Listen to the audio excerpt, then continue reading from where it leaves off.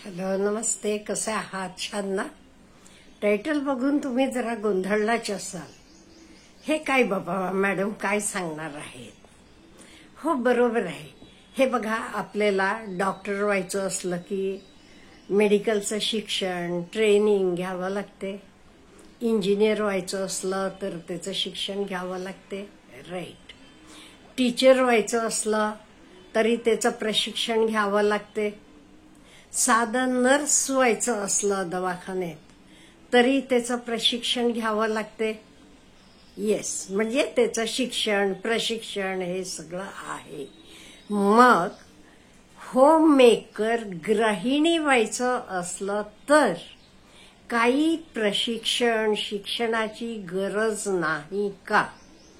आपण वय झालं मुलीचं म्हणून लग्न करून टाकतो. तिला तिथे गेल्यावर का त्या सगळ्या प्रॉब्लेम्स येतात, अडचणी येतात? ह्याला मेन कारण म्हणजे एक गृहिणी झाल्यावर तिला काय काय जबाबदाऱ्या पेलाव्या लागतात हेच कुठेही शिक्षण किंवा प्रशिक्षण दिलेलं नसते. अहो, खरंच मी बघितलेलं, ऐकलेलं किंवा खरोखर घडलेल्या गोष्टी सांगते. लग्न होऊन आल्यावर कपडे भिजवताना जी मुलगी चांगले पांढरं युनिफॉर्मचे कपडे आणि फरशी पुसायचं कापड एकत्र भिजवते, हे बरोबर आहे का? किंवा तूप संपलं, चमचेनं काढून संपलं, तसं तुपाचं भांड सगळे भांडे बरोबर घासायला टाकते. तेल संपलं तसं टाकून देते, हे बरोबर आहे का? नाही. का? हे तिला घरी शिकवलेलंच नाही, तिला माहीतच नाही. किंवा तिनं स्वतःचं डोकं वापरून पण काही विचार केलेला नाही. हे सगळ्यामुळे बरेच प्रॉब्लेम लग्नानंतर निर्माण होतात. त्यामुळे मेन प्रॉब्लेम लग्नानंतर निर्माण होणारे, मुलींना आपण होममेकर व्हायला किंवा गृहिणी व्हायला गरज असलेले गुणांचं शिक्षण, प्रशिक्षण दिलेलं नसते. मग तुम्ही म्हणाल, ह्याच्यासाठी काय प्रत्येकाला काय होम सायन्स कॉलेजला पाठवायचं का?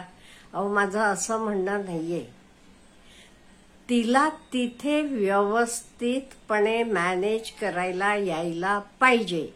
किंवा सासरचे लोकांच्या तक्रारी तर येता कामा नाहीये. किंवा तिनं कारणाशिवाय तिथे सगळ्या गोष्टी वेस्ट करू नये, हेच तरी थोडाफार तिला जाणीव करून द्यायला पाहिजे.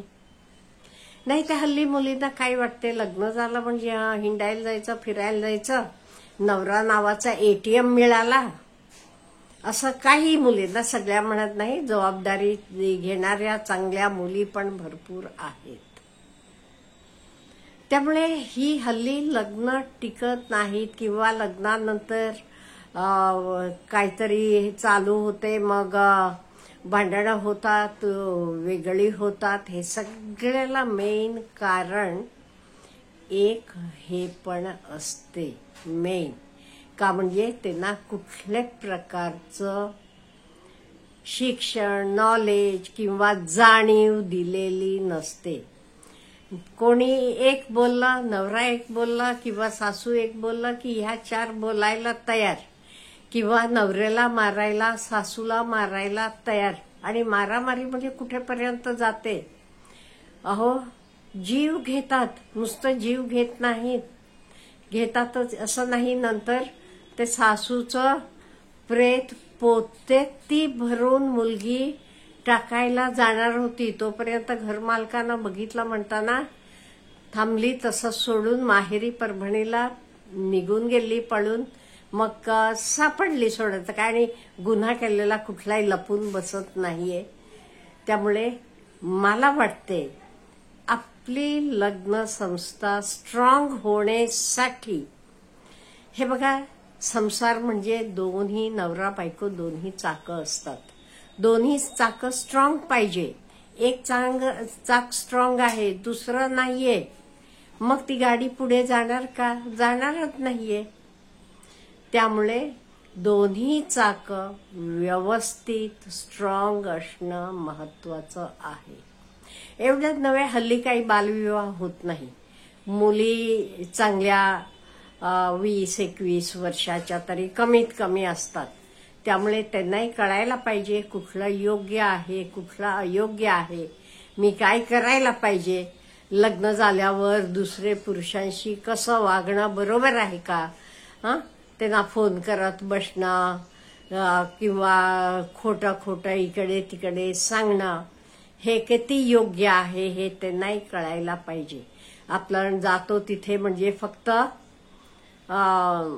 ATM नावाचा नवरा मिळतो, आपलं छान भागते एवढंच नव्हे, आपण जिथे जातो तिथे आपण काहीतरी आपले हातनं पण करायला पाहिजे. आपणही काहीतरी मदत व्हायला पाहिजे आपली संसाराला. आपले मुलाबाळांना चांगले संस्कार मिळायला पाहिजे हे कळायला पाहिजे. त्यामुळे मला वाटते आपली लग्न संस्था आता खूप अशी भक्कम नाहीये. नवीन पिढीचं बऱ्याच ठिकाणी मी बघते, ऐकतेय. ह्याच्यासाठी मला वाटलं, म्हणून वाटलं माझे विचार मांडूया. तुम्हाला काय वाटते, किंवा ह्याच्यासाठी आपण मोठ्याने काय करायला पाहिजे का? म्हणजे आपण पण संसारात बरेच लोकांकडनं सगळं शिकलेलो आहोत. त्यामुळे आपले संसार व्यवस्थित झालेले आहेत. आपण आपले मुलांना व्यवस्थित उभं केले, सगळं छान झालेलं आहे. पुढच्या पिढीचं पण असंच व्हायला पाहिजे.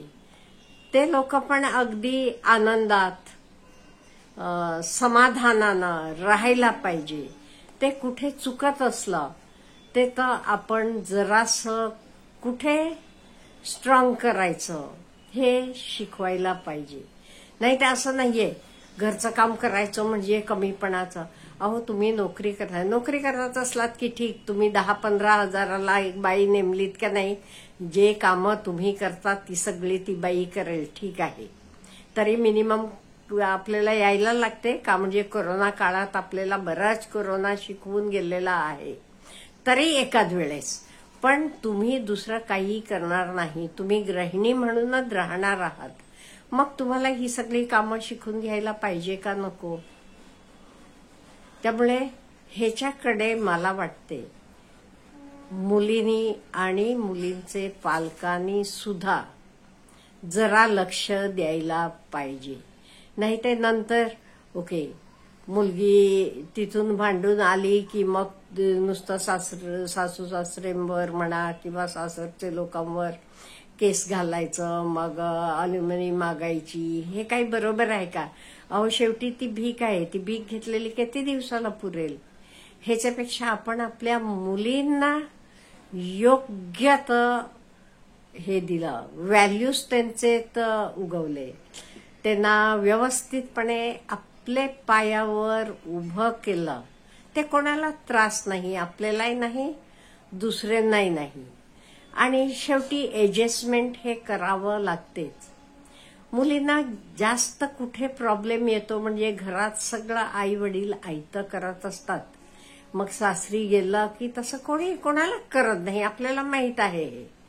सासर तर सासर असते, किती चांगलं असेल, चांगले असतात माणसं, हे म्हणत नाही मी, खूप चांगली असतात. पण आपल्याकडनं काहीतरी अपेक्षा असतात. हे आपण मुलींना शिकवायला पाहिजे. किंवा आपले सोशल संस्था असतात तिथे काहीतरी आपण प्री मेरिटल काउन्सिलिंग कोर्सेस करायला पाहिजे, जेणेकरून दोघांनाही, मुलींनाही मुलांनाही, जेणेकरून उद्या ऍडजस्टमेंट करणं त्यांना जास्त जड जाणार नाही. ह्या दृष्टीने त्यांची मानसिक तयारी होईल असं मला वाटते. तुम्हाला काही ह्याच्याबद्दल वाटत असलं की कॉमेंट बॉक्समध्ये कळवा. Have a good day.